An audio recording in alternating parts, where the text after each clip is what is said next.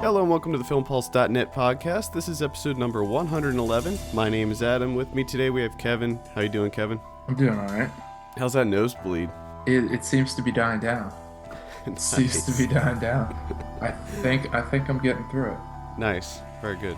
Well, this week we'll be talking about some of what we've been watching before getting into a feature review of Captain America: The Winter Soldier. We'll be getting Film Pulse contributor Ernie Trinidad back on the show for that. And finally, we'll be going over this week's movie predictions and DVD and Blu-ray releases. First up, let's talk about some of what we've been watching. Now, I have a ton of stuff this week. Jeez. I have a ton of stuff. Oh, my goodness. I have some great stuff that I saw this week. Ooh. But I'll start off with something mediocre. Bad Words. Okay. This is the directorial debut of Jason Bateman. All right.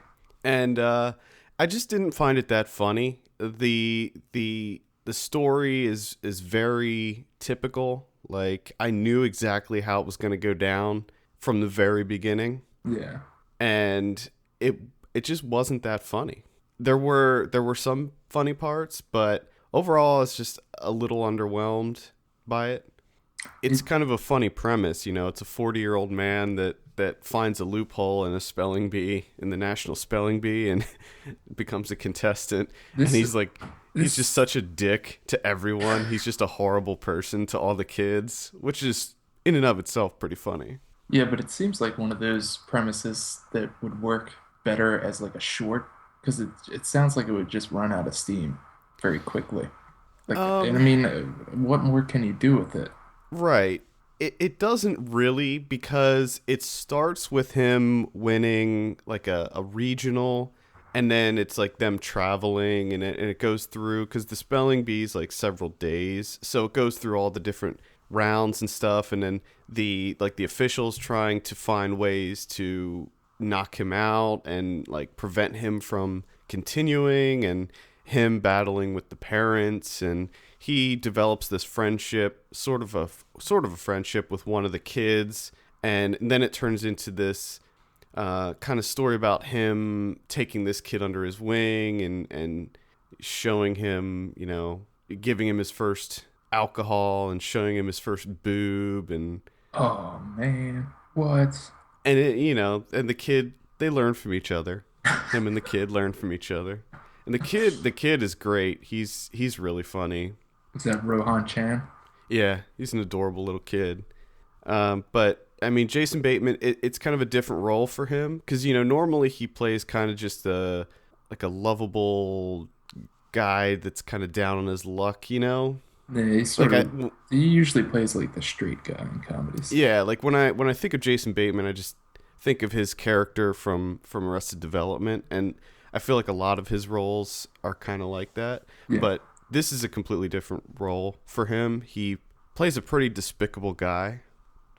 So that was kind of interesting, but it's I guess it's a light recommend. Like, I wouldn't recommend seeing it in the theaters. It's playing now, but I'd probably wait to see it on Netflix or video on demand. I was actually slightly interested in that one. Yeah, I mean, it's still a light recommend. Like, it's just not hilariously funny. There are a few funny lines.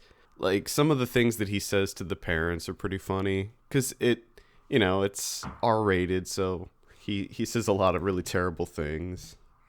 Well, I remembered one that I forgot to mention last week, which is Miklos Janko's 1966 film The Roundup, which, if you're a fan of Bellatar, then you need to see this guy's movies, because this is where you can see that it's a huge influence on the way Bellatar films his movies. And it is black and white. It is about this Hungarian prison just out in the middle of the Hungarian plain, which looks like nothing. It looks like the earthly embodiment of purgatory. There's numerous times where he'll just, wide angle shot of the surrounding area, and there's absolutely nothing. So all these prisoners are sort of locked up in this stockade type deal, and they're given opportunities to get out of their death sentences. The one character, and there's not really a central character, they just sort of switch from different prisoners. The first one is He admits to killing like 6 people. Okay. So Mm-hmm. they give Mm-hmm. him an out. They tell him if he can go into the prison yard and find someone that killed more than 6 people, they'll let him go. What? And and then they'll kill the other guy. And the guy believes it. I don't know why the hell he thinks that he's gonna get off for killing 6 people, but he fucking believes it. So that becomes, his mission. He's got to find someone that's killed more people than him, and then he'll be absolved of his crimes. Just completely ignorant to the fact that they're just bullshitting him and they're just gonna kill him and the other guy that he finds. They're just essentially using him as a pawn, but for some reason he buys into it, and it's nothing but that, where like the prison guards and the authority figures just manipulate these prisoners to just essentially hang themselves, Mm. and they just blindly follow because they have that, they have that sense of hope that they will get out of it, but it's not going to happen. And Yeah. there's one great scene where they come in and they just have all the prisoners holding onto a rope that's tied at the end. They're just walking around in a circle with bags over their heads. And it just perfectly sums up what the hell's going on here. Is they're just blindly walking in a circle to nothing. And they're just all going to die. Now, what I want you to do is pronounce for me the original title The of this movie. original title. Okay. All right. Holy fucking shit. You see this? Sagini Leginyik? I don't know. Just for our listeners, it's spelled Zegeny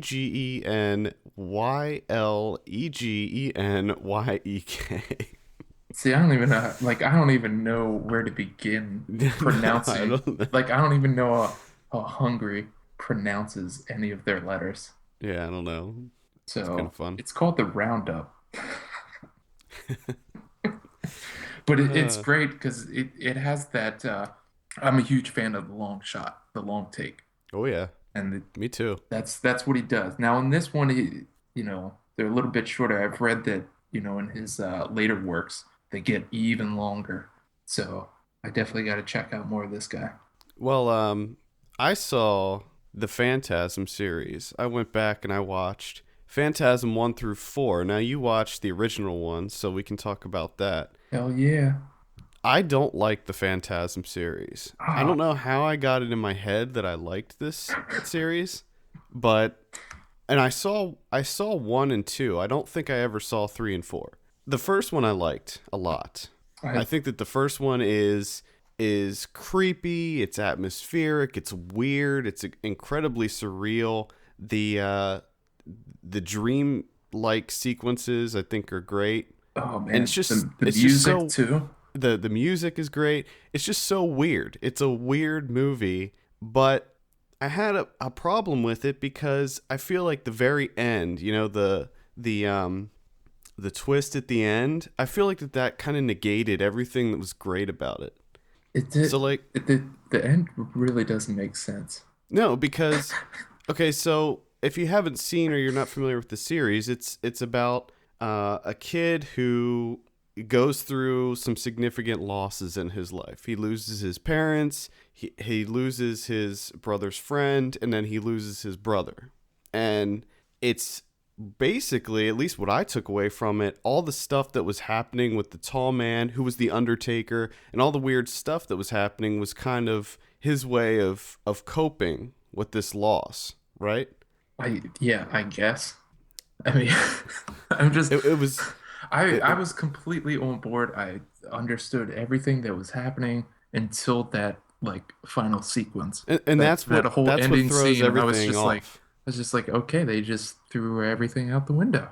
Yeah, because near the end of the movie, and spoiler for a movie that came out in '79 or whatever, at the end of the movie, it's him with Reggie, and they're sitting by the fire, and he's like, "Dude, that was all in your head. None of that stuff even happened. It's just Yeah. it's you dealing with the loss of your family." And then it all makes sense. You're just like, okay, it makes perfect sense that he would, you know, manifest the Undertaker as being the villain, because this is the guy that buried his family, and Yeah. it and all the pieces fall into place. And then there's the scene where he goes up to his room, the tall man shows up and pulls him through a window, and you're just like, wait a minute, what? Oh my God. I couldn't. And if you watch 2, 3, and 4, it gets even more I was gonna say, do ridiculous. they do they explain it at all? No, it gets weirder and even more confusing. Cause like in the second one, they introduce this girl, and she has like this telepathic link to what's his name, Mike, Okay. and and this is like several years later, and he finds the girl, and they have to escape from the tall man, because apparently the tall man wants Mike and the girl. And then there's like another twist at the end where Reggie once again dies. But But doesn't? then but then the third movie starts with the girl already being dead. So they just threw away that whole plot line. Like Okay. the very opening scene, you discover that the girl's dead. So it's like, well, if the tall man wanted her so bad, why did he just kill her? Why is she not in the third one at all? And then of course in the third one they show Reggie getting up, because in the end of the second one, like he gets attacked and thrown out of the car, and they make you think that he's dead. Like he looked like he was fucking dead. And in the third one, they just show him getting up off the street, and he has like one little cut on his face, and he's just fine. He's fine. He's I couldn't help. Like every time I saw Reggie, I just thought he was Dean Norris. I know, he looks exactly like Dean Norris. It just I don't know, for whatever reason that just made everything better. Yeah, and they try to inject more humor in the later ones, almost like an Evil Dead 2 style, where Yeah. there's kind of some slapstick and some funny dialogue. Like I can't even count the number of times Reggie goes, "Oh shit. Oh shit." I love the fact that he's an ice cream man. Yeah, And he's a nice cream. I love when they're like, bring your truck. You know, when they killed the first, I don't know, what was that, an Ewok? They kill an Well, it's Ewok, something like that. a Jawa. Jabba, whatever the hell it is. And he brings his truck. It's like in the middle of the night. I love that he brings his truck, but he dresses up in his ice cream man uniform. It's like no one asked you to do that. Why do you have Well, your uniform on? I think it was in the fourth one. It was either the third one or the fourth one. He puts that uniform back on during like a gearing up scene. And I was like, yes. Oh god. There's so many great things to it. My favorite scene from Phantasm is the when Mike's walking down the side of the street and Tall Man's coming up the other side, and just the way that they do it in slow mo, and just the way he's walking and the music Hmm. playing, and when he looks over at Mike. Oh my God, love it. They call back to that in the later ones. One of the later ones. I love it, and I love the old the knife ball. Oh, the yeah. You get, I mean, That thing knife that thing ball, plays a bigger role in the later ones. You and find out more about how those things are made, which is ridiculous. They extract the brain of their victims and they put them inside the ball. okay. and Mike's brother Jody ends up being inside one of those things. Oh, inside one of the balls. Yeah. Oh man. Yeah, there's just so many ridiculous, like when that ball hits, I don't even know who that guy is. Was he like the janitor of the funeral parlor or something? Yeah, yeah, somebody like that. Fucking Caretaker. blood everywhere. Just Yeah. blood spurting everywhere. But there's no blood anywhere. Yeah. Like it's not on the floor. It's nowhere to be seen. I don't know where it goes. One thing about the sequels that I will give them credit for is the special effects work. Like all the crazy, because it gets a lot crazier in the sequels. Like the ball can do more things, and there's tons of them, and it gets pretty crazy with some of the prosthetic works. Like there's these creatures, and it just gets so wild. I just love the fact that when Mike shows his brother the finger, just Jody's How he reaction. immediately Like he just closes it. He's like, "Well, I believe you." yeah, yeah. There's little bits of humor that I think really do work in this series. I wish there was kind of more. The third one is probably the most. It's probably the worst one, part three. But in part three, they do introduce. No, I guess that's part two. Sorry, they introduce. Reggie gets this. He takes two shotguns and like tapes them together and makes a quad barrel shotgun that he uses in the series. Yes. So I mean, they're not good. They don't make any sense whatsoever, but they're fun. That's right. They shouldn't make sense. Yeah, Huh. I mean, I love the explanation in the first one when why they turn the corpses into little I people. love he's in the parallel universe or whatever it is, the different planet or whatever. He's in there for like 2 seconds. Yeah, They pull him back out, and he immediately knows what's going on just by seeing uh, the little people in a line. yeah, He's like, dude, they're slaves. They have to be crushed down to 3 feet because of the gravity and the heat. It all makes sense. but it It's doesn't just make like sense. I don't how understand the fuck did you figure that out? You saw them for 3 seconds. And why are because they of the heat and the slaves? They're gravity. just in a line. Because of the heat and the gravity, dude. They have to be short because of the heat and the gravity. I don't understand. I love it. It's a it's a pretty ridiculous series. One thing that I can say about this series, because my next series that I'm tackling is the Puppet Master series, and there's 10 of those. Oh Jesus, Yeah, so that's entirely too. one thing that I can say about Phantasm is that there is sort of it's at least the same writer and director. Don Coscarelli did all of them, and it's largely the same cast. Now in the second one, Mike was played by a different guy, but in the third and fourth, it's the same guy. And of course, Angus Scrimm as the tall man is the same in all of them. And there is a new one coming out. That's actually what sparked me to rewatch this series. Is that a trailer for the new one called Ravager? Ravager. Yeah, that came out a couple weeks ago. So I'll be checking it out. Maybe it'll maybe it'll like tie everything together and make it at least somewhat cohesive.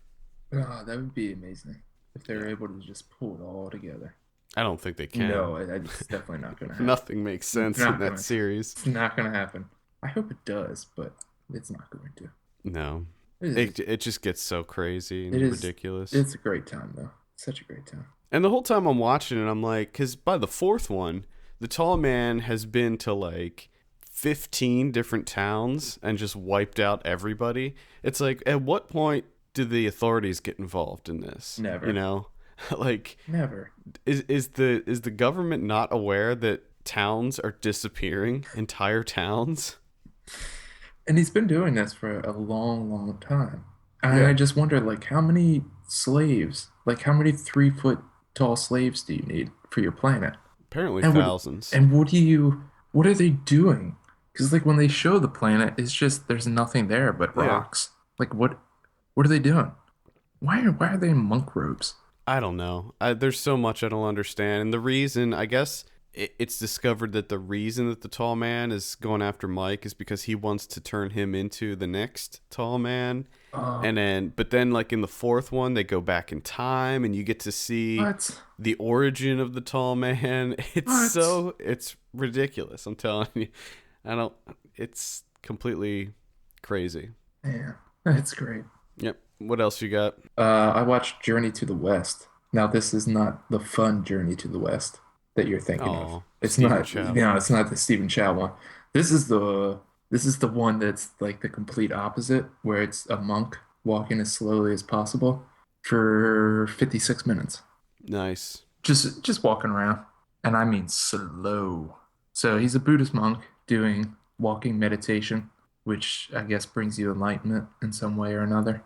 So it's just him walking through bustling city as slowly as possible. At one point, Dennis Levant is chasing him, but they're both walking as slowly as possible Mm. outside of a cafe. It'd be funny if they put like exciting car chase music to it. Well, the best part is well, number one on IMDb, Dennis Levant's character is listed as Dragon. Hmm. There's no like dialogue or anything. I mean, the film starts off with like 5 minute close up of Levant's face, just him breathing. I guess he was meditating at the time. So I love the fact that he's named Dragon. But yeah, they're like chasing each other, and Levant's just trying to do the same thing as the monk. And, the camera's just there, and you just see people buzzing around him. But at one point, there is an old lady that comes up and just stands in front of the shot, just stands there, and then walks away. And then you see her come back, like in the distance, and she's just standing there talking to herself. So immediately, all my attention was diverted to her. Mm. And she was the real star of Journey to the West. Was that old lady talking to herself? Now, is she real or was she an actor? It looks like they're just all real. They're just doing this and people are just reacting. Okay. So But it's almost like a performance art piece or something. pretty much is. It is. I can see what he's going for. The Buddhist monk and the director, what they're trying to say, being cognizant of what's going on around you. But for 56 minutes, now he does do some interesting things where he shoots the camera into like a reflective ceiling, and or he'll be in like a guy's house just focusing on this guy sitting on his couch, and there's like a mirror beside him, and then all of a sudden you'll see the monk pop up outside like through the reflection. So it Hmm. it almost turns into this weird art house game of Where's Waldo, where they'll just show you this like scene, and then you're just sort of trying to pick out the monk. He's not Hmm. always like in the front, front and center. He'll just Right. sort of like pop into the frame very, very slowly, and that brings you enlightenment. So do that. Cool. Well, I think we could all use some enlightenment. I guess. I guess he could. I just don't understand Buddhist monks. I don't get them. I wish I got him. I wish I was one. But everything they do just doesn't make sense. Like you just sit Well, around and try and get enlightenment, but they don't do anything. They well, just sit around, some do, some don't. just sit around trying to get enlightenment. Like imagine if we all did that. Our society would have died out in like 50 years. Society would crumble. Like from the beginning of time, we would have been extinct in like 50 years because we would have all just been sitting around doing nothing trying to get enlightenment. Yeah. Well, Well, and I'm, I also watched this is the feature length film, 56 minutes. He did do a short in 2012 called Walker, which was the same guy walking through Hong Kong. And that one was a little funny because the entire time that he's walking through Hong Kong, he has like this bag with him. And you're like, what's in the bag? And then at the very end, it's just like him eating an egg McMuffin. yeah. So it's like a 26-minute trek through Hong Kong so he could eat a sandwich. That's funny. But it is fun because you can watch the original short, the 2012 short Walker on Vimeo. So just grab the little cursor there and just speed it up and watch it in real time, and it's like 5 minutes. Oh, there you go. It's fun to do. I saw a horror film called Proxy, directed by Zach Parker.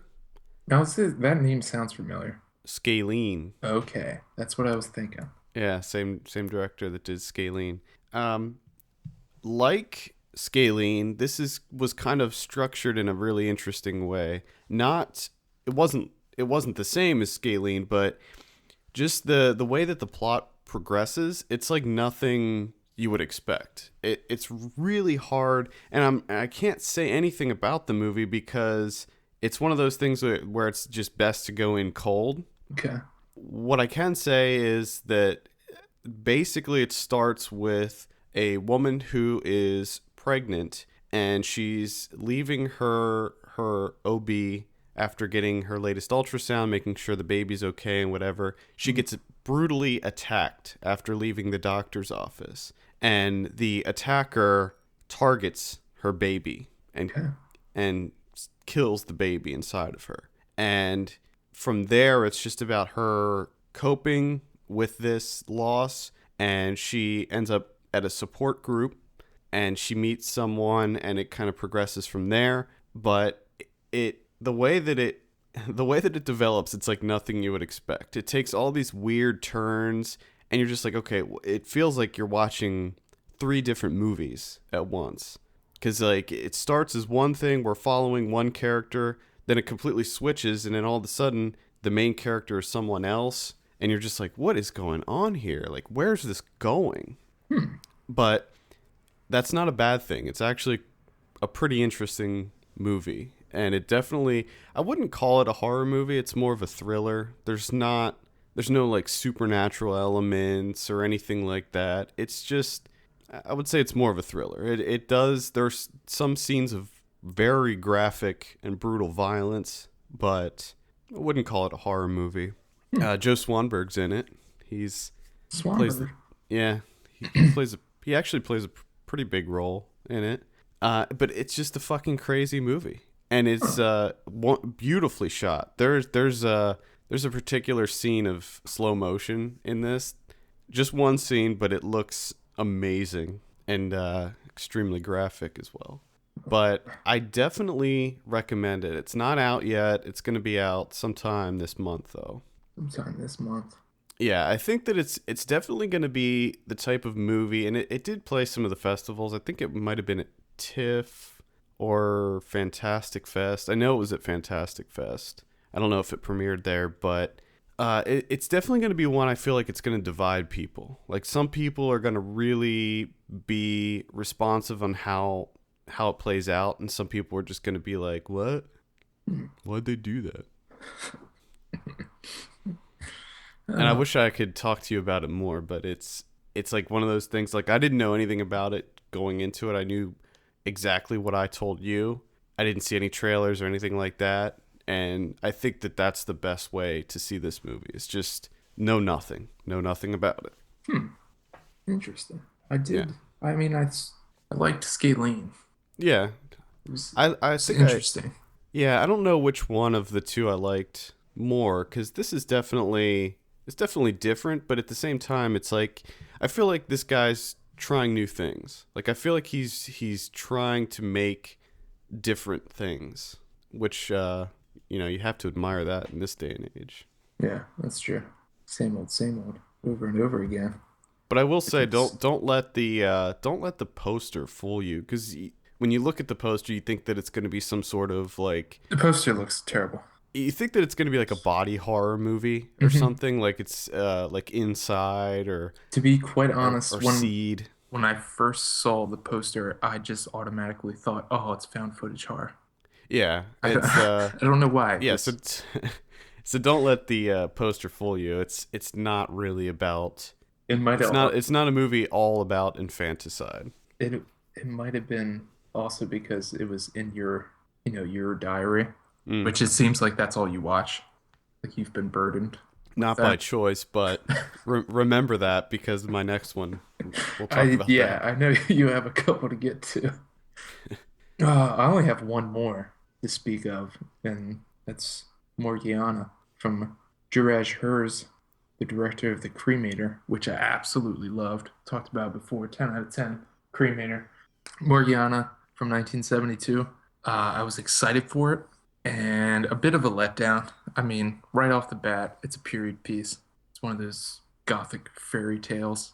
And while the production design and the costume design is on point, I just couldn't really get into the story because of it being a period piece. Plus, also the story itself, the narrative is sort of straightforward, Mm. mundane. It's just there's two sisters, their father dies. The youngest one, who's the good one, gets almost the entire inheritance, while the older one, who's like the evil sister, gets I think it's like a some sort of cottage or like a hunting lodge or something. That's all she gets. So right from the outset, she just wants to destroy her sister. So she gets herself some poison and poisons her sister. But she, for some reason, gets this poison that works very, very slowly. So, like the entire movie, her other sister is dying. It's a very slow acting poison, which Hmm. seems kind of odd. Why would you want to do that? Wouldn't you want it to just be over? Yeah. But the weird thing is the older sister then leaves. She poisons her sister, leaves, and goes to the lodge, and she just gets like stuck in this fun K-hole of killing people for no reason. Like they don't do like all of the staff for some reason go out and swim in the nearby waters, and she just follows them and just gets it in her head that she's going to throw a rock at one of them. So like as this woman's getting in the water, she just throws this giant rock at her, hits her in the back of the head, and then just runs off laughing. Hmm. But Okay. I mean, it's it's bizarre. It's very bizarre. The visuals are they're pretty great. I mean, they do some very interesting things. They got this weird dizzying camera work. They employ a lot of fisheye lenses. They do a lot of like color filters, like experimental type stuff when, the younger sister who's been poisoned when she's like hallucinating and everything.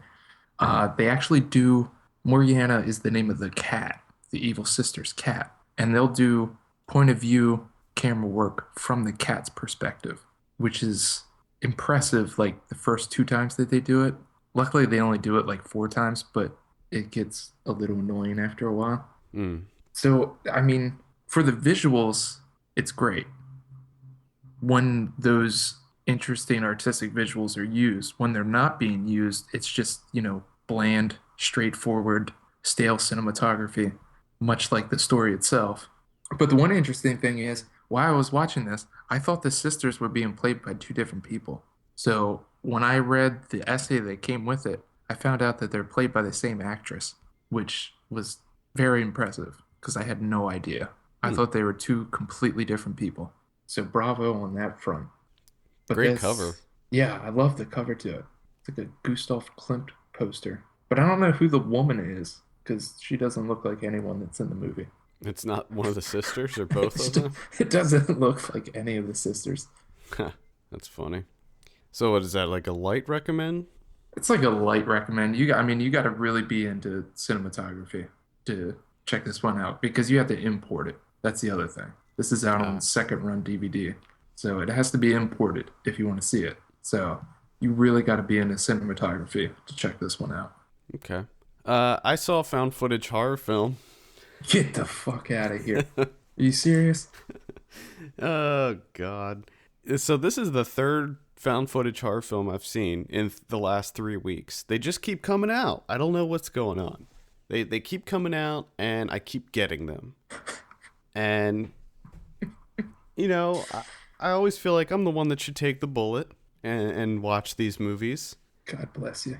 And I will say, the movie's called Afflicted, playing on video on demand right now, and I think it's playing in select cities also. Oh, I thought you were going This to talk about the other one. What other one? Alien Abduction, or did I already Yeah, talk about I that? don't know if you talked about that's the one I thought you were going to talk about. No, This Alien is okay. Abduction. This is a different one. Yeah, this is Wow. the third one. Alien Abduction. I don't remember if I talked about that last week. That's I don't. terrible. I did want to ask you because I think that actually got like I've seen good reviews for it. It's terrible. Okay, that's what I thought. But I I think mean, even like on Ebert, it got like 3 stars. Alien Abduction. I'm pretty sure. Yeah, Ugh. it got 3 stars. Afflicted got two. Well, at any rate, that's wrong. Afflicted is incredible. Like Really? I was so done with the found footage gimmick. Like that whole mechanic, I was just completely over with it. I mean, I've seen so many of these found footage movies, and maybe that's why they gave Alien Abduction like a higher scores because maybe whoever reviewed it hasn't seen 8,000 of these movies. Could be. But with Afflicted, it was found footage done right. I mean, it looked good. First of all, there was no like fake camera video degradation and stupid little, static or freezing or any of that stuff, but it still felt like it was a documentary that you were watching. Yeah. And the two main characters, Derek Lee and Cliff Prowse, they're the directors, and they wrote it and they starred in it, and they played themselves, and the they were actually likable characters, which is that's another big thing that I'm not used to in found footage movies. Like I actually liked these guys. I could relate to them. When shit goes wrong, I felt empathy for them, and the dialogue was actually quite good. It felt natural. They weren't like the best actors in the world, like I wasn't questioning whether or not what I was watching was real or anything, but they did a good job. And the story is pretty interesting as well. It's another movie that you can't really say anything about, like going into it. Got to Yeah. go in cold to this one as well. But the special effects work is second to none in this movie. It is Really? so good. Like, there were certain effects that they did where I was just like, how did they do that? I Hmm. mean, I would assume that they used CG, but some of the stuff looked so good. And I mean, this is a low budget movie, but it looked so good.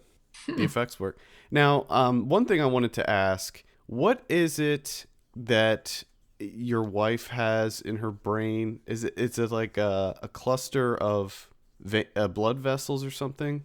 Yeah, it's called a cavernous malformation, like an angioma. I think they're called angiomas. Because I'm pretty certain that that's what the main character Derek in Ends this up movie ha has. ends up having? Really? Yeah. Well, I mean that's not the cause of Uh, the horror, uh, but that's what. Okay, so like he gets diagnosed, he starts to get headaches, goes gets an MRI, and that's what they discover.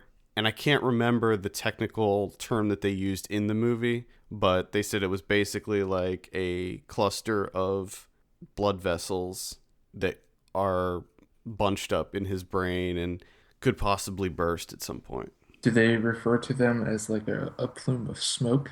I don't think so, but I'm pretty sure it's the same thing. Could be. There's Um, a whole bunch of different yeah, kinds. it's possible, but at any rate, that's what makes them. So he gets diagnosed with this thing, and then he decides to live life to the fullest and go with his buddy traveling across the globe. They go to like France and Italy and go on this worldwide trip.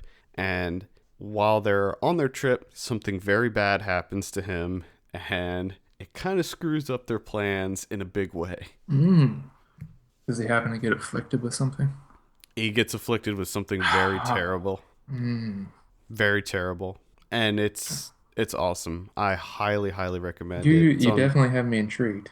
yeah, on video on demand. Again, I thought that it was going to be just a pretty standard found footage body horror movie, but it's not. It takes some very interesting turns, and it's got some excellent effects work. There's a lot of it's really tense. Like there's some chase scenes, and they have several cameras that they use, so we get to see a lot of things from different angles. Hmm. And one of the things that they have is a like a chest mount, like a chest harness. And so a lot of the scenes, like there's a couple chase scenes where he has the camera strapped to his chest. So it's like a POV Hmm. type thing, and it looks really good. Like it very effective. So I highly recommend this movie. Oh man, I might have to check out Afflicted Yeah, and I was like, man, part of me, I mean, again. I'm Is that glad that it was I'm glad that it was good, but at the same time it's like now there's going to be even more of these found footage movies. yeah, it's not over now. Like it would have just been easier if it was terrible, because then I could just be like, I could just stop watching found footage altogether. But now it's like, oh, well, the next one that comes out in 2 weeks, maybe it'll be like as good as Afflicted. Actually, I have one. I have a screener for one sitting on my shelf that I have to get to, and I knew that it was a horror movie, and then I found out yesterday that it was found footage. So I don't know. Actually, I heard that that one's pretty good. It's called The Borderlands. Is it based off the video game? No, I wish it was. I don't know what that's about either. So going in Mm. cold on that one. But the only other thing that I saw was Anchorman 2. I finally got to watch that. Now, how's that?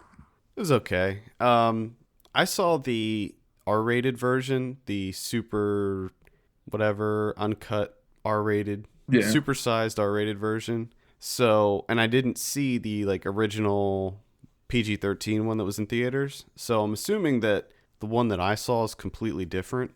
Uh, From what I heard, like all the jokes were changed and everything, because everything in that movie was like off the cuff. So, yeah. but it was pretty funny. I mean, it's just like the first one. It's completely ridiculous, and the things that they say are pretty much all just meant to be quotables, like completely ridiculous. There were some things that were, it was just too much. Like there was this whole love story between Steve Carell and Kristen Wiig, and she plays a character that's just as weird and Pretty much mentally retarded. yeah, she's the same as Brick. Yeah. And it was just too much. Like it was just, I don't know. I didn't find that very funny. A couple of the things that they said were kind of funny, but the biggest reason to watch this movie is actually for the finale at the end. I'm not going to say exactly what it is, but it's, if you remember the big fight scene at the end of the first one, Yes. they bring that back, and Yes. it's amazing. Yes. It is so ridiculous. That's all I want with That's these that movies. that is the reason to watch this movie. I just want Because ridiculous, absurd humor. yeah, well they bring in ghosts, they bring in mythological creatures. Yes. I'm sold. I'm sold. Yeah. So yeah, I do recommend Anchorman 2. It's a laugh riot. Fantastic. All right. Oh, do you want to discuss one of the worst reviews that I've ever read? Oh yeah. So I saw some tweets, and people were talking about the Entertainment Weekly review of Under the Skin. And so I went and checked it out, and I read it, and I was like, "Oh my god, I gotta I gotta forward this to Kevin." So what? And I don't know if you knew about this, but Entertainment Weekly, I think, switched their format to a community-based website. So like, I Good. think that like the reviews and stuff are all like user reviews. Okay. Like I think basically they're just not paying people anymore. And that is so clear with the review of Under the Skin, which it's not even a review. No, it's not. It's it's very interesting Well, because all it I is mean, you said it to me, and I'm like, okay. I thought it was going to be terrible, and it is, but it's something that I wasn't ready for this review. This is not all how I thought it was going to go. I thought it was going to be terrible, like in the sense of like Rex Reed with right. VHS 2, or what was the other terrible review I read this year is Jeffrey Cheshire's 12 O'Clock Boys review on Oh God. ebert.com, which is sort of the same thing as this, but just even more ridiculous. He doesn't talk about the film at all. There's one, he mentions it in one paragraph, the last The paragraph. last paragraph. All it is, so basically the review is just a rant about how big time actors try to do small indie movies. Which makes sense if you're writing an essay Yeah, about I mean, actors. post.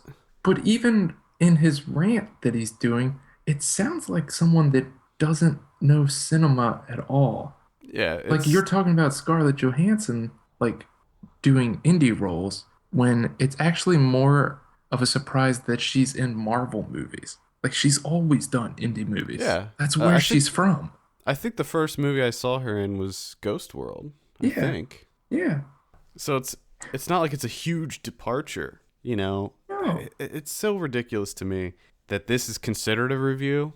And then I love how they score it too. C plus. C plus Like based on what? The fact that based on what? the fact that she's doing an indie movie? I don't get it. I mean, it makes for great reading because there's just so much to discuss. I know it makes me think. It makes me wonder if the editors at Entertainment Weekly saw the review and they were like, "Well, this is a piece of shit, but you know what? It's gonna generate some traffic. Oh, it's going to generate huge amounts of traffic. I mean, It's I've gonna." never gone to Entertainment Weekly's website until yesterday.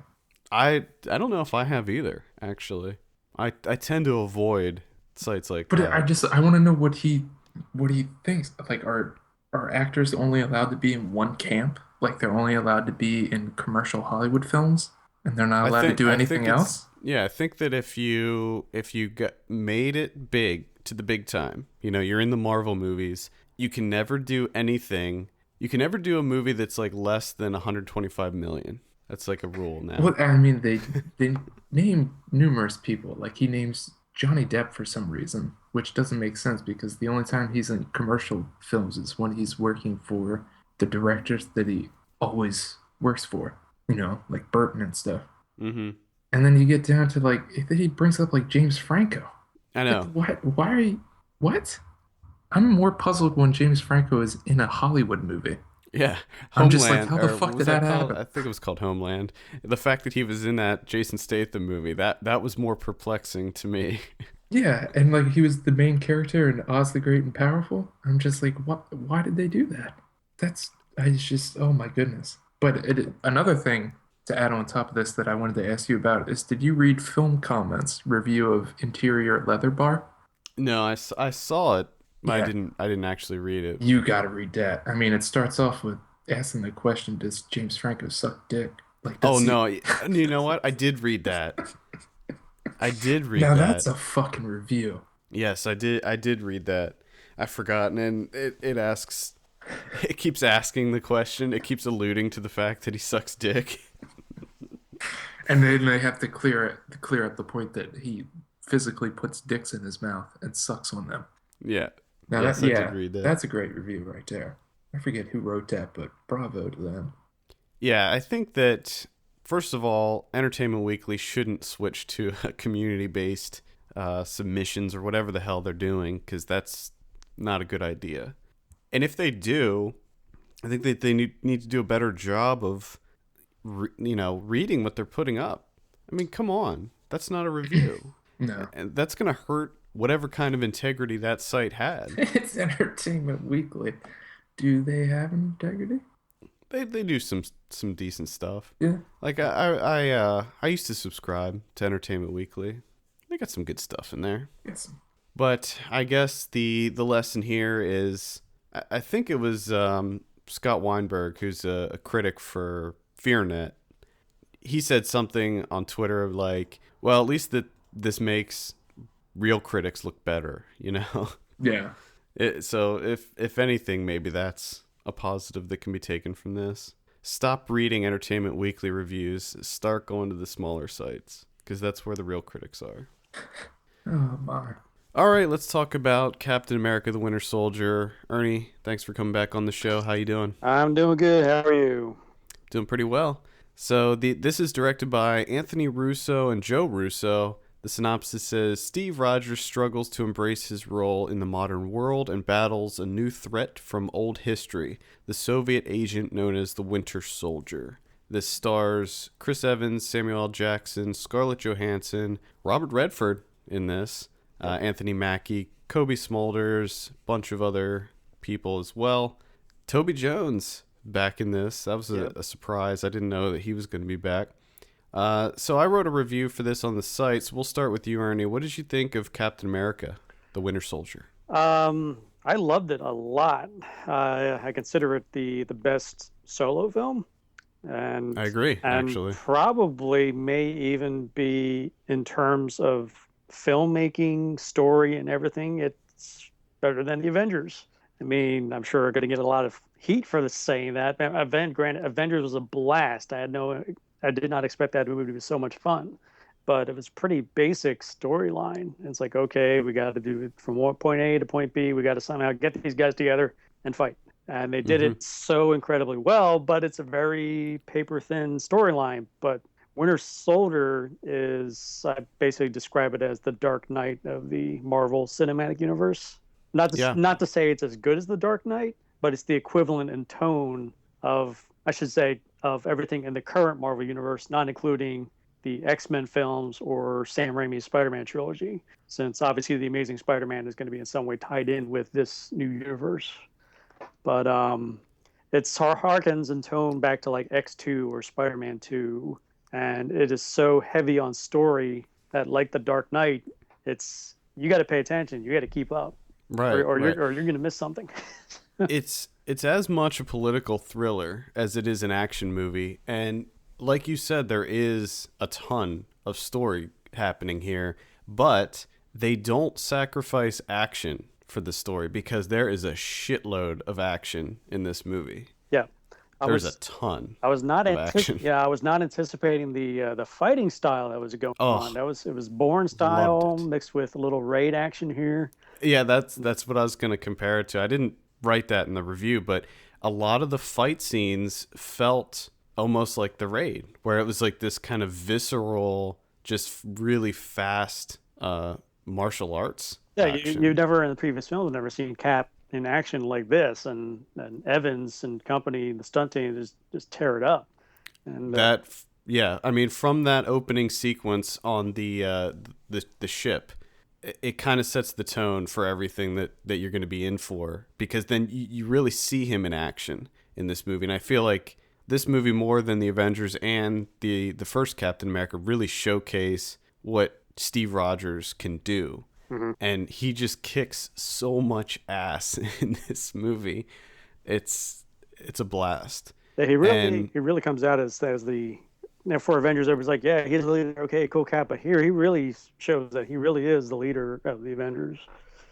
So one of the things one of the things that I liked the most about this movie was the fact that he was really torn in this movie. So like you got hints of that previously, but in this movie it really shows off the fact that, you know, he's devoted to his country and he wants to do good for the country while also following orders because he believes in what our country does to protect its people. But all of a sudden he's kind of questioning what's going on with I mean, it kind of mirrors exactly what's going on in our reality with like the NSA and drones and surveillance and all this stuff. And that whole storyline kind of mimics what was actually happening in the comic books during the whole Civil War arc in the comics. And that's what actually brought me back to reading Captain America comic books. And I was never into Captain America as a kid because I thought he seemed so cheesy. right. But this calls into question, like, he begins to question the government and what's going on. And I feel like that adds this whole interesting character development with him.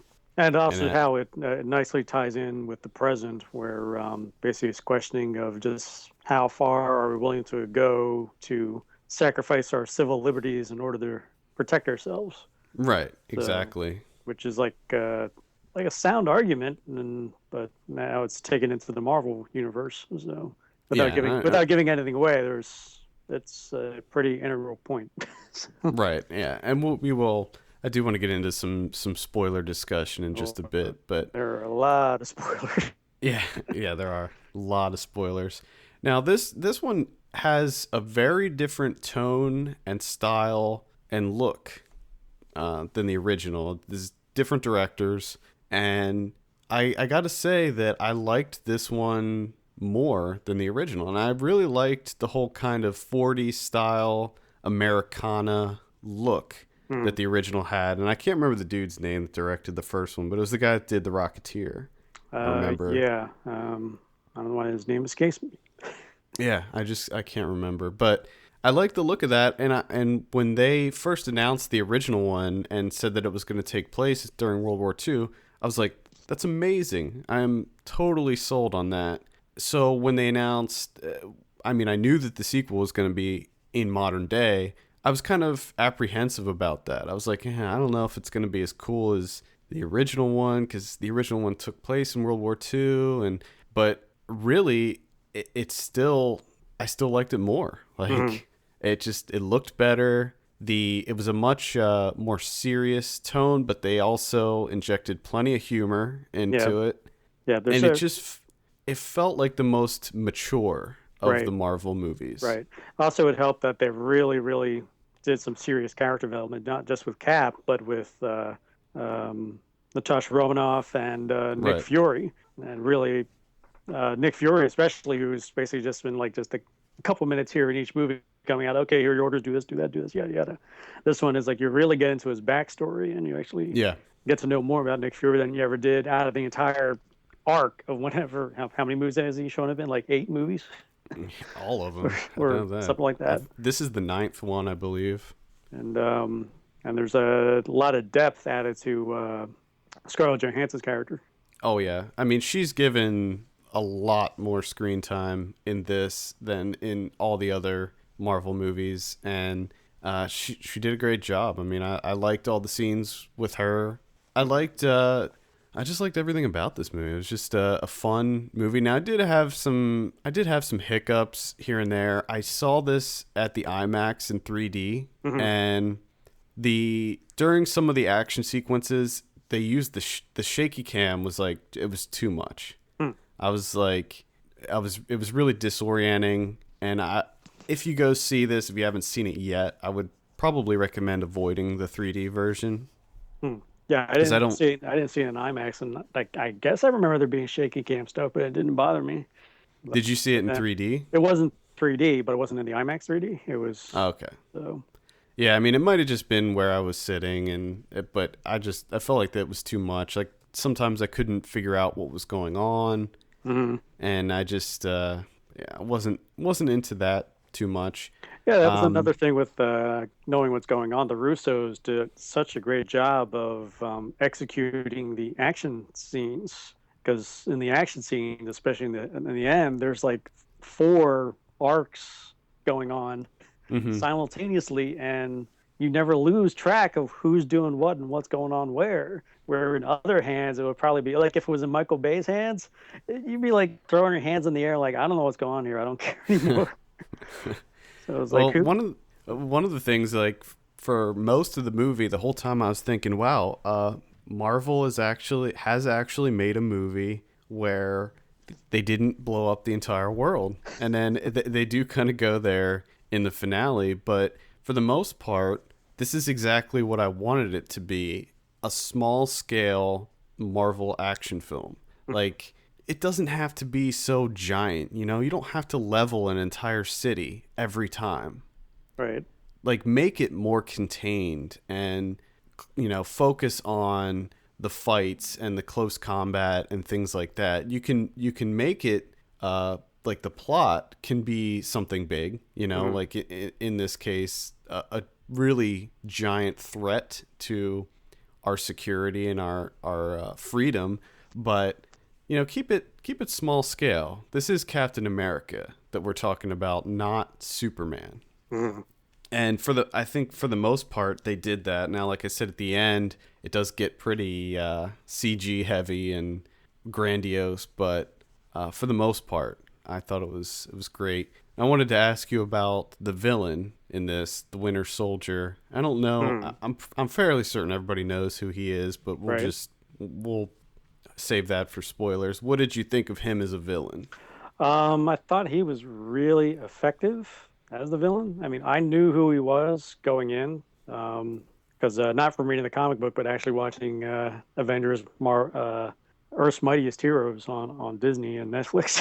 So Mm, that was my introduction to the Avengers. And, so I knew who he was, but I thought he was done really well and very imposing to the point where I actually was thinking that maybe somebody in the Avengers could get knocked off, or some mm, mm-hmm. Avengers characters can get knocked because this guy's like the Terminator, basically. Yeah. So, but again, he gets into the fights that he gets into with Chris Evans are like phenomenal. The sequence there, the pursuits that they have trying to catch this guy are just pretty much relentless. And the uh, the very first encounter that they have on the street, that fight scene was incredible. I mean the way it was choreographed, how it was like a knife fight, and it looked so good. It was so much fun, mhm, and I was questioning the Winter Soldier because he looks kind of weird, and I didn't really like the way he looked in this with the long straggly hair and the weird mask and that type of thing. mhm. But it worked out, and the interesting thing about this is he's not in it that much. Like he's Yeah, he's one of only the in maybe not even half, yeah maybe a quarter. yeah, it's like he's a Darth Maul type character where they bring him out several times, but he's not like the big bad villain that they're going after through the whole movie. Mhm. He's more like a henchman than anything. Right, right. And now, what did you think of Anthony Mackie as Falcon, the newest Marvel hero to be introduced? I liked him. He was pretty entertaining. He had some good chemistry going with Chris Evans and even Scarlett Johansson. I'm glad that they took the character and made him more grounded and not like gave him a suit and then he was flying around and in like a I guess it was a red and white Falcon suit. Yeah. And instead it was more military based weapon, which was like really cool that they did it that way. Yeah, it was basically like a jetpack that he Yeah, wore with guns with that pop out. wings. Yeah, those guns were awesome. I liked him. I thought that he was funny. I liked the introduction scene where they're running the on your left. Yeah. See, I liked that. I thought that was good, and I think that he's a welcome addition to the Avengers crew. I mean, I'm assuming that he's going to be in the Avengers. Or at some point, or at the very least, Cap 3, I would think. Yeah, yeah, I would assume so. Any other general thoughts before we jump into spoilers? Say talk about Robert Redford. I mean, probably the most prolific actor Yeah, it was kind of weird to see Marvel him in movies, this. but he went all out. It didn't seem like he was going. He's like, I'm Robert Redford. I'm in a Marvel movie. It's like, nope, he totally inhabited the role of Alexander Pearson. You bought him as the leader or the head of security or whatever. What position was he? Was he like the top brass at Shield, or was he like I guess I don't. head of security Yeah, for NSA or something? But I was never he's really just actually at the clear. top. So Yeah, he's the top, and you could totally buy. Yeah, I can see him as the man in charge pulling shots. So, yeah, he was Y- actually really good. It was like really cool. yeah, he was good. I mean, he didn't have a whole lot of screen time, but he was in it enough to give his Robert Redford presence and Hmm. a- add to the movie. So I think that he was good in it. It was still weird. Like it was weird to see Robert Redford in a Marvel movie though. Well, it just goes to show Marvel's really getting serious that they're casting the right people, instead of, like stunt casting, like Right. other brands. Yeah. And I guess I should mention I thought that Chris Evans was once again really good as Captain America. I thought that I enjoyed seeing him do his thing more in this one Hmm. than in the original one and the Avengers also. I thought that he was pretty great in it as well. Oh yeah, he had more dimensionality to him in this one. There was more to the character than just a leader, and then the first one was the origin story and all that out of the way. It was definitely more interesting to see how a 95-year-old person would Yeah. adjust to the modern world when they missed like 70 years of it. So, Yeah, yeah. I like how he had a little notepad that he kept things in to look up. yeah. That was great. All right, let's jump into some spoilers. So we'll mark the time code in the show notes here. So if you haven't seen it yet, you can just skip over this part. Spoilers for Captain America. I guess the plot itself is kind of a big spoiler that we can discuss. So basically, by the end of the movie, Shield has been dismantled because Hydra. It's discovered that Hydra has infiltrated Shield from the very beginning, and they've been planning this big event where they kill a whole bunch of people and put these giant warships in the air in order to protect people. What I wasn't sure of is why they wanted to kill all the people initially. They were going to kill like 1.2 million people. I think it was almost an allusion to Hitler's plot of just wiping out an entire society. But That's but here they're just like really focusing on is like what's taking out a few million in order to save 75 billion. We'll Yeah, just but I just didn't take out understand. I didn't understand what, like, by taking out those million people, how's that going to save? they're taking out, well, in Hydra's eyes, they're taking out the million people that could cause a threat to Hydra in the future Yeah, and I just in didn't. order to I, save the 75. I don't know why they would think saving the other 75 billion when essentially they'd be enslaving the other 75 billion. right. But Yeah, so I didn't really get that. But by the end, Shield has been dismantled. Like, Shield is no more, right? or as it was originally. So I'm sure there's got to be something out there because Well, that's what I'm not the wondering. TV show continue. Yeah, exactly. That's what I'm wondering how this is going to tie in with the TV show because Agent Sitwell who it turns out is a Hydra agent. It's Yeah. revealed in this one. So He's in the TV yeah, he show. was in the last episode before Cap came out. So I'm like, okay, how's this going to get answered in next week's episode? Yeah. I read that they're gonna tie it in, but I just don't. I feel like that they have to tread very lightly with that because you're dealing with spoilers in a movie, Yeah. in a TV show. Yeah, that even And though the movie made 96 million, there's still people who probably still watch Shield who haven't seen Captain America yet, but go figure. they just need to put a disclaimer. Yeah. Yeah. If you haven't seen Captain America, avoid this week's show. But it They was wouldn't do that. yeah, yeah. But again, it was interesting how they tied in Shield's collapse into present day with things like WikiLeaks and Snowden and how Oh yeah. all the transparency and Yeah, I thought that was great, and that's what they're doing in the comic book as well, which is really cool. Now I haven't read the Winter Soldier story arc in the comic book. I believe it was written by Ed Brubaker. Mhm. I never read that, so I can't say how closely this goes along with that. right. But Bucky Barnes is the Winter Soldier, and he eventually becomes Captain America for a time. Yeah. I don't think he is anymore, but after the whole Civil War fallout, where Captain America gets killed, Bucky takes the mantle and becomes Captain America. So, I mean, it's possible in the cinematic universe that we could see the Winter Soldier becoming a good guy. Yeah. Yeah, from what I understand, Sebastian Shaw, who plays Bucky and Winter Soldier, has actually been signed for 9 pictures.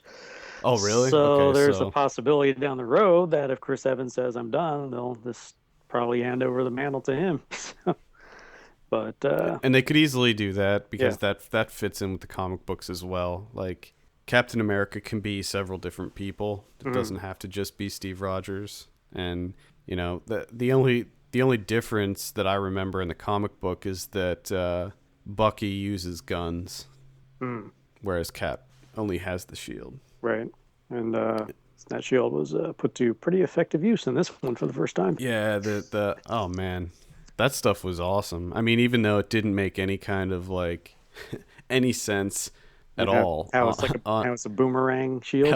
how it just somehow automatically just comes right back to him every single time. Yeah. But Defies the laws of physics, but why quibble? It was cool.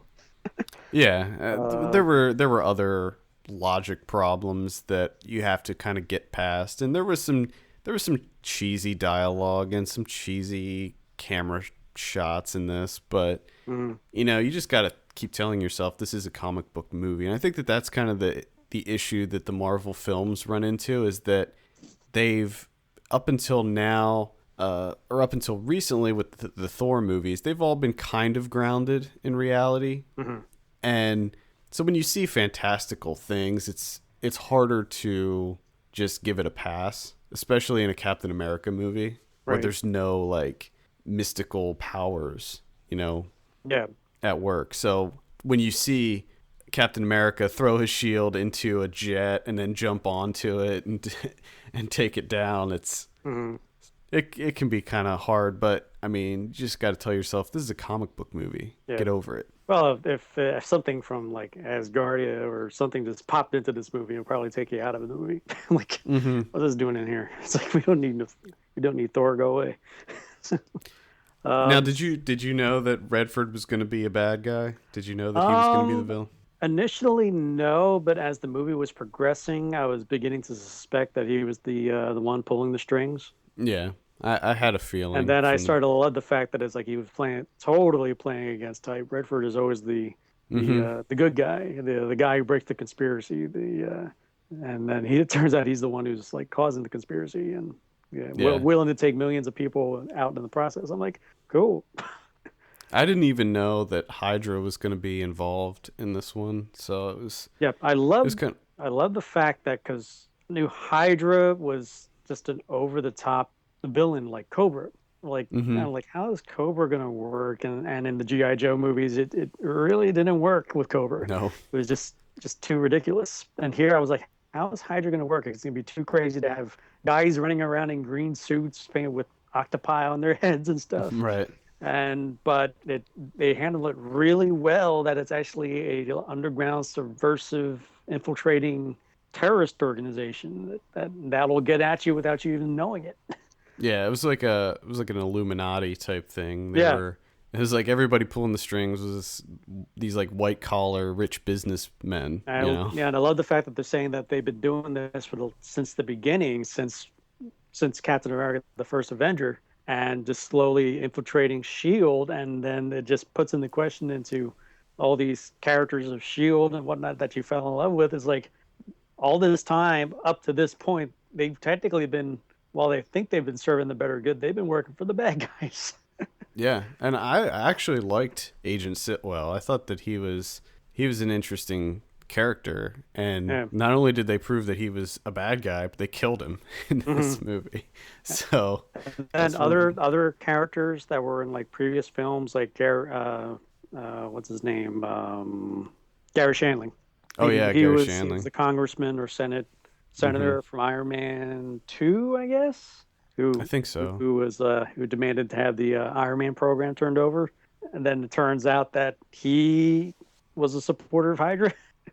Yep. So it was like even into the government, Hydra's infiltrating the system. So. And as much as I love the action sequences in this movie, I like the political stuff even more. I mean, it was so cool to see all that stuff, and really surprising. I didn't think that they would go there with it, and I was glad that they did. Gotta talk about Stan Lee's cameo, one of the better ones. Yeah, definitely, that was a pretty entertaining one.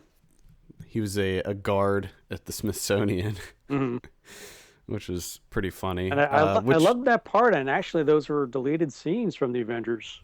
The Smithsonian and the reintroduction to Carter.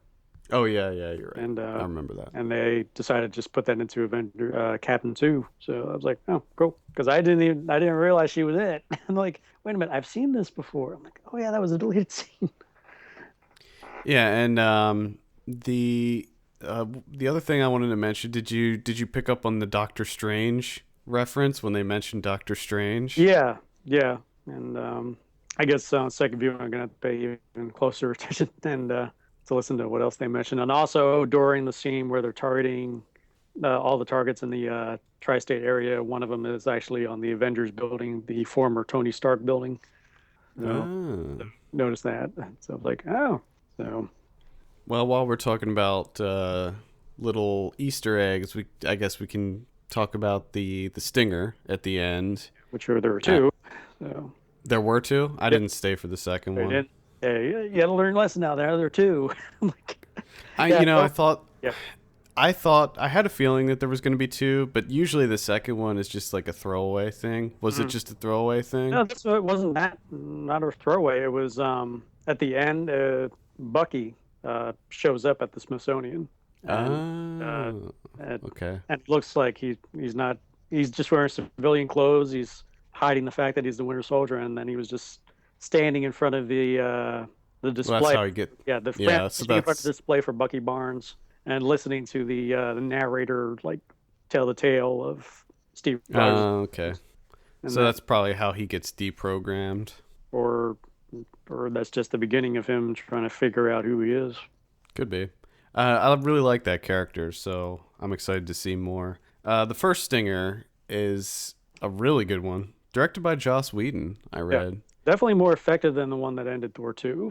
I didn't really. Yeah, the Thor 2 one I wasn't all about, but this one is definitely worth staying for because it's pretty long. It was surprisingly long, and it introduces Quicksilver and Scarlet Witch. Was that? Yep, and Baron von Strucker, I think his name is, or something to that effect. Yeah. Who I did not know is going to be a villain in the next movie or two. I'm like, so I guess he's going to show up in Age of Ultron. Yeah. So that was pretty exciting. Got a first look at I don't know who's playing Quicksilver. Quicksilver is because I know that he was in Kick-Ass. He's in Godzilla. He's got a three name. I can't remember. Oh, Aaron Taylor Johnson. Yeah. I didn't even recognize him in that. But I did recognize Elizabeth Olsen as Mhm. Scarlet Witch. Right. And I had to ask a friend of mine. It's because I remember the characters from First Mightiest, but then he gave me the quick details. It's like, yeah, they started out as bad guys and then they eventually joined the Avengers. It's like, oh, okay.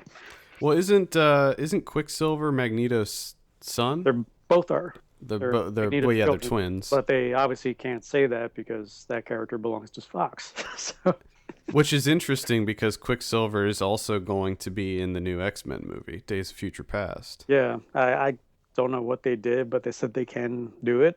So, Well, yeah, I mean, who knows how that all is, like who owns what? Because when you look at the Marvel canon, there's a ton of characters that cross over into different things, and I think Quicksilver is an X-Men character, but mm. maybe Fox didn't get the exclusive rights to that character or I something. think it I was don't. it was like trading day where we're basically okay, we'll give you this and you can have this part time while you take this. Because I think that's how the deal went down, where you guys keep Fantastic Four, we get Daredevil, this and this, and then okay, then you can keep these characters in the Fantastic Four universe while we get this. Yeah, I don't know how that's gonna work out, but either way, I mean, more characters are good for sure. Like I like to see that they're adding more characters, keeping it fresh, but at the same time, I'm always worried that if you add too many characters, it's going to turn into an X3 situation where Mm-hmm. there's too much, there's too many of them. Or even X3, like X3, Spider-Man 3. Yeah, Yeah, when they just add too many yeah, characters and you're just like, all right, yeah. But like this movies like the Avengers and Winter Soldier, that if you get the right writers who can balance all these characters and villains and not be a waste or just like overkill, then it'll work. I mean, obviously, it's when Avengers 3 comes out, which assuming will be when Thanos comes into play. That's probably going to end up being the biggest Avengers movie. That they're going to have so many freaking characters in that. That's yeah, and plus think about the fact that we have the Netflix mm, characters now. So we're gonna have Daredevil, Iron Fist, Luke Cage. yeah. What was the? It was a woman, Yeah, I know. She's like a Shield agent, I think, right? probably. I can't remember. I can't Yeah, we got remember all that. either. But Kevin Feige, he said that he's got a blueprint on his wall that kind of lays out the Marvel universe through 2028. Yeah, I read that. Which is crazy. So obviously, there's going to be like points where it's going to have to divert because maybe something doesn't work. But they have the abilities to just like, okay, we did this. What the let's redo Howard the Duck. Well, but that's really what they need to do, though. Like, that's the smart thing to do is to lay out the continuity and make sure that it all fits together. Because if they have a blueprint that lines everything up, you won't run into these issues where they write themselves into a wall and they have to retcon things and Mhm. do stuff like that. Like, so I think that it's a good idea to have everything laid out, figure out where each thing is going because it's getting complicated. You have a TV show, you're going to have all these Netflix series, you have Yeah. the movies. I mean, it's just going to get really complicated. So they need to be covering all their bases. Mhm. And, you know, if they all end up like Captain America the Winter Soldier, I think that it's a pretty damn good they're Right. doing the right thing at this Right. point. All right. Well, I'm guessing that this will be the last dark Phase 2 movie because all three of them have been pretty dark, but Guardians of the Galaxy, I think, is going to lighten it up, and then they're just going to knock you out of the park in the next Avengers. Yeah. So, oh well. Any other spoilers before we get out of this? um, I There's a guess couple. one of the big one, the funniest one for me at least, was with the reintroduction to Toby Jones. Oh yeah, And the that computer. I mean, it's great that it takes a warehouse, an underground warehouse of data banks to hold one consciousness. And I thought that was hilarious. And then all that can all just be transferred into a USB. Mm-hmm. But Mm-hmm. when I saw the piece, I'm like I assume this was written before Transcendence. Oh yeah. So I thought it was kind of funny. I was like, yeah, Yeah. they beat Transcendence to the punch. One other one other quibble I had was the when he went to visit the old version of what's her name? Uh, Carter. I Carter? can't remember her Pe- first name. Peggy Carter. Yeah, Peggy Carter. Yep. The like they CG'd her whole face. And I don't know if you noticed that, Was but it I CG? did. It wasn't makeup? Yeah. It looked like it was a blend, but when she talked, like her mouth movements looked like CG, and it really bothered me, and I don't know why they did that. Hmm. But that's just a little nitpick. All right, let's go ahead and hop out of this spoiler section. So we're back now. I wanted to just quickly get your thoughts on, because we were talking in the spoiler section about where Marvel's going from here, and how this is probably going to be the last dark entry in Phase 2. Now, how do you think that this is all going to fit in with Guardians of the Galaxy? Are you excited for Guardians of the Galaxy? Guardians, when I first heard about it, was like a question mark for me. I didn't know how they were going to pull that off because obviously the hang up is you got a talking raccoon. So That's, yeah, so in that a was tree. like okay, it took me a little bit to accept Thor. So I'm like, now you got a talking tree and a talking raccoon. But then, thanks to the Earth's Mightiest animated series, I that's the first time I saw the characters. I'm like, oh, okay, I can buy into this, no problem. So I'm looking forward from the teaser trailer that they shown. I'm looking forward to the movie because it just the tone is just right. Just looks like it's going to be a funny, fun action sci-fi film. But as it ties into the current Phase 2, I'm guessing not too much. Probably until the end credits or something. Yep. I think that that's exactly what it'll be. I think it'll tie in at the very end. Because it's obviously taking place on another planet, but it's just like I don't see them like crossing universes just yet. So I figured there's got to be some sort of tie-in at the end or during the post-credit sequence or something. Yeah, I think it looks hilarious. Every time I see the teaser, it makes me laugh, and I'm really excited for it. I was a little hesitant at first too, and I was like, "What are they gonna do here?" Because it's like I think I mentioned it in my review for Captain America. They're 9 movies in now. Mm-hmm. It doesn't seem like they're that many, but there's 9 of these. They got to have a misstep somewhere soon, Because I remember back in the day when I was a kid, I longed for comic book movies. Mm-hmm. Like I would talk about how they should do this or that, and then like comic book movies started coming out. I remember when X-Men first came out, I was like, my mind was blown. And then they started getting bad, and they were all bad. Mm-hmm. And they were all just a complete train wreck. But then like when Marvel Studios started putting out like Iron Man and Thor and Captain America, it's like, holy shit, these are good. Like these are good movies, and they're doing exactly what the fans wanted them to do from the very beginning. And it's like, how long can this last? Because Right. it seems like everyone they come out with is a hit. Yep. And I never would have thought that this would have been better than the first one, and it was. And it turned out that The Winter Soldier was probably the best Marvel movie yet. I'm willing to bet that probably we won't see that until they've reached the point where major cast members saying they're ready to hang it up, and then they either got to recast or take the story into another phase of the comic books, like switching, like somebody takes over, like saying Batman, like Batman goes down, Azrael takes over, or something like that. So or stuff like that. But it's so far so good. I mean, right now it's like they're really like Marvel is the pinnacle of the comic book movies, and all DC can do now is catch up.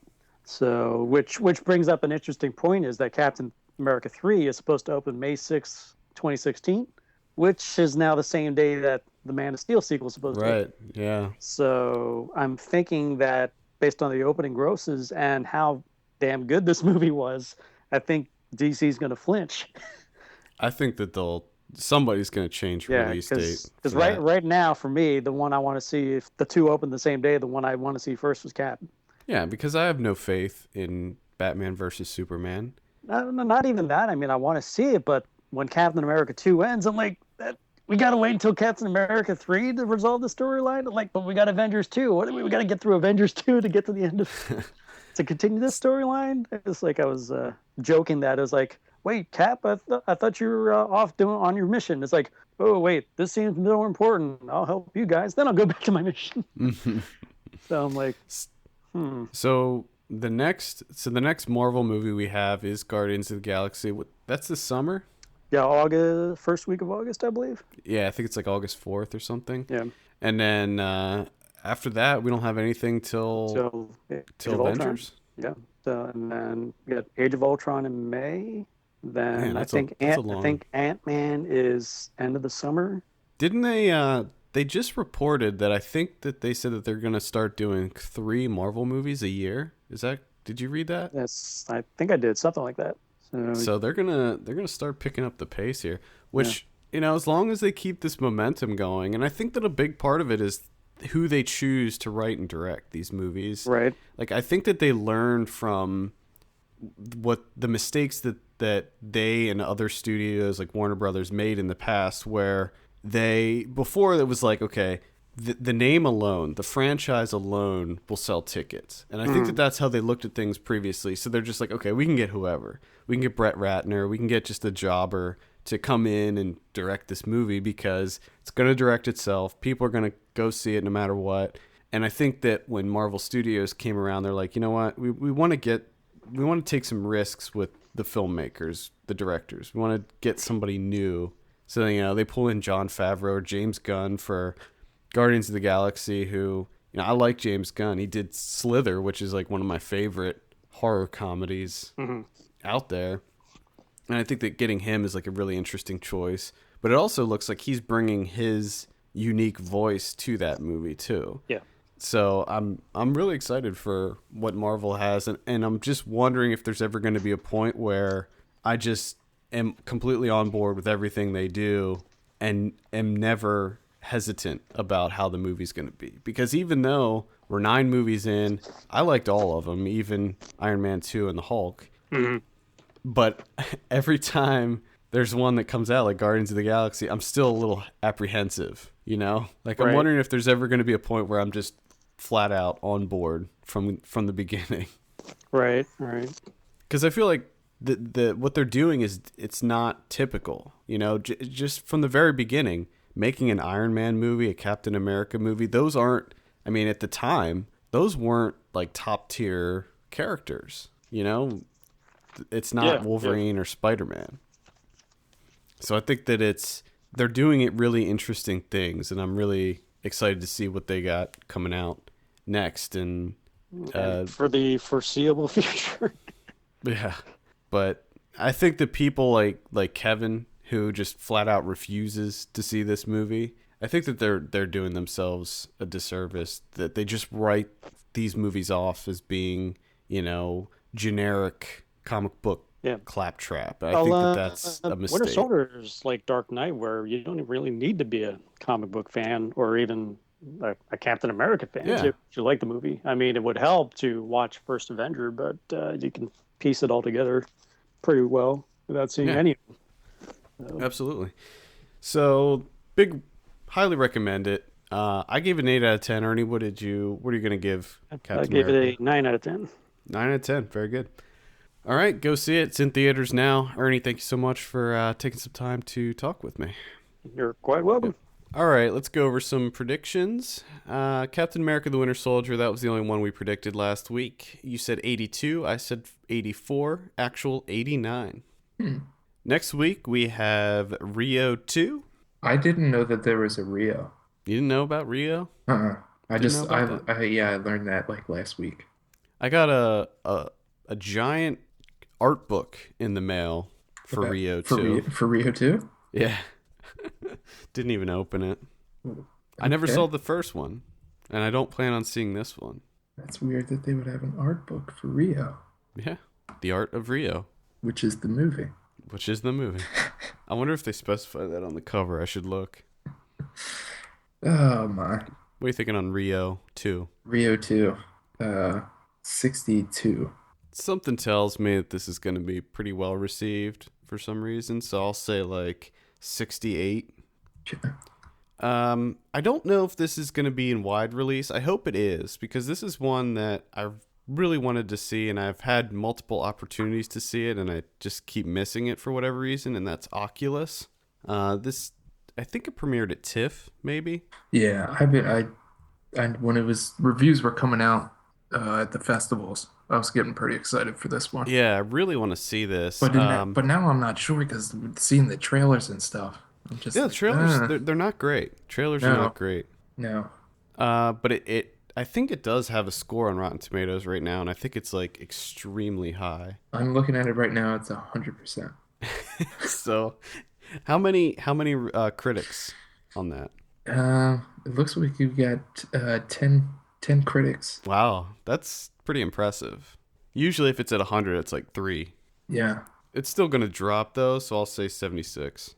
I'm gonna say 74. People just don't like horror movies. They love to hate horror movies. Well, it's easy. I will say that. It is very easy. Because I mean, just it looks interesting, but it also looks like it could go down that well-worn path. It could. I don't know. We'll have to I'm just see. I'm excited to see it. I'm hoping it doesn't. I'm really hoping it doesn't. Yeah, me too. Draft day. Oh God. Draft day. What are you thinking on this? Um, I'm hoping for a 0, to be quite honest. I don't understand why this exists. Who Yeah. thought that this was a good idea? Uh, Let's get excited Couple about the people, I know. NFL draft. Let's dramatize the NFL draft and the Cleveland Browns. Give You're me predicting a fucking break. 0. I'm going 0. I'll say 20. 20. Who Doesn't- who is this? Ivan Reitman. Ivan Reitman. Fucking Manila Folder extraordinaire. He's had some No, he great hasn't. movies in the past. No. Railway Man. I'm not too interested in this one. I'll say, oh, I don't know though, because it could turn out to be one of those like Oscar baity type movies. Yeah, this looks like it could be what was that? The Intouchables or whatever. What was that French movie? Oh yeah. I'll say, but see, Colin Firth, it's like he's a mixed bag. Sometimes he'll come out with something amazing, and then other times he'll come out with like He a straight to DVD. he does you know? do a lot of straight to DVD work. It's really weird. Like he'll come out with King's he'll Speech, come out. Tinker yeah, Tailor, and then Arthur Newman slapped Yeah. right in there. I don't understand. Oh, I'll say I don't know, 60. I'm gonna say 54. Maybe he has like a gambling addiction or something. I don't It's know. funny. It's gotta I don't be know what it debts. is. Don't know what that is. Also in limited release, we have Only Lovers Left Alive, which we reviewed a couple weeks ago. So go back and check that out to hear our thoughts. Joe, I was able to see that at South by. Loved it. I'm excited for You that can, one. you can read my full review on the site for that one. Cuban Fury, which is the salsa comedy with Nick Frost and Chris O'Dowd. Looks like it could be funny. I think Rashida Jones is in it as well. And Jesus People is finally getting limited release. I will have a review up for that. I've just been stalling on writing it. Jesus, people. DVD and Blu-ray releases next week. We have August Osage County. I don't recommend it. Nah. Best Night Ever. Do not recommend that. What? I wrote a scathing review of that, I believe. Oof. That's the one that's directed by the guys who did like Epic Movie Oh and yes, that's Date right. Movie, Oh and God. it's really bad. It's like it's a found footage Oh, hangover. Jesus Christ. It's, Jesus, people. Come- also Grudge Match, which I heard pretty bad things about. Oh, The Hobbit, Desolation of Smaug. I forgot about Grudge Match. Oh, Yeah, that was not well received I wonder why. because Wonder it why. looks terrible. Nurse 3D, which I did not like. A lot of people like that one for some reason, but I just could not get behind that one. Paranormal Activity, the marked ones. Got some classic found footage horror there. We need to just change this podcast to Found Footage Weekly. That's going to be the name. Found Footage Weekly. Oh God. The sad thing is we wouldn't run out of material. No. You could keep that show going for. I mean, a I long can time. absolutely guarantee that I will be talking about a found footage horror next week. So God. I Am Divine also comes out. I definitely recommend that one. No, I recommend that one. Yep. A Field in England comes out. Ben Wheatley's trippy period piece. That's definitely not for everyone, but it looks amazing and it sounds amazing. So if you're into sound design and cinematography, check it. I want to see that one. We also have Holy Ghost People and Zero Charisma. Definitely recommend Zero Charisma. I want to watch that again, actually. I also recommend that one. Holy Ghost People, not so much. No. Any Unless other ones? You want to see the worst effects with someone getting hit with rocks. Oh my God. I hope someone puts that up on YouTube. That's it. And it's one of those mind-blowing things where that's one of those practical effects that can be done so easily. I know. I don't remember how you were saying that you regretted your Loves Her Gun review? Well, that one's in your the old regret. I'm filled with regret on that one. It does start out good though. I will give it that. It's got a good premise. Yeah. I mean, someone can make a really good movie with that premise, but man, CGI rocks being thrown at someone's face. Let's just leave it at that. For fuck's sake. Yeah. I think that there's at least one Criterion coming out. There's one Criterion, and it's a big Criterion. It's one of the first ones they ever put out, but now it's coming out on the old Blu-ray, and that's the 400 Blows from Truffaut, his first feature, which very exciting.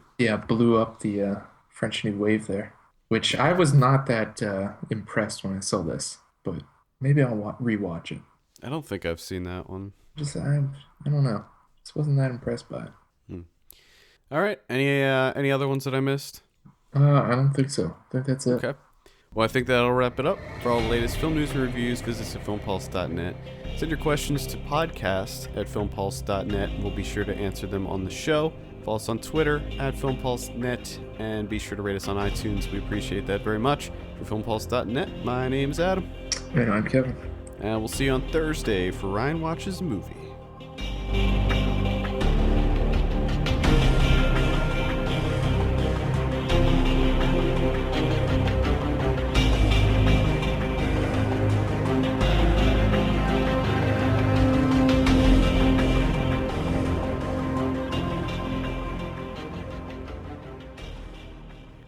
Is he going to be in good shape? Tip-top shape?